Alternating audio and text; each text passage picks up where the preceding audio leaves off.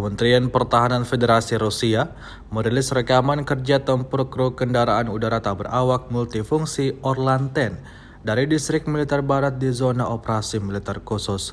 Rekamannya diunggah di akun Telegram @moderasiya pada Selasa 24 Januari 2023. Selama tugas tempur, awak UAV Orlan-10 dalam kondisi gangguan perang elektronik terbang ke kedalaman taktis untuk pengintaian dan pencarian target.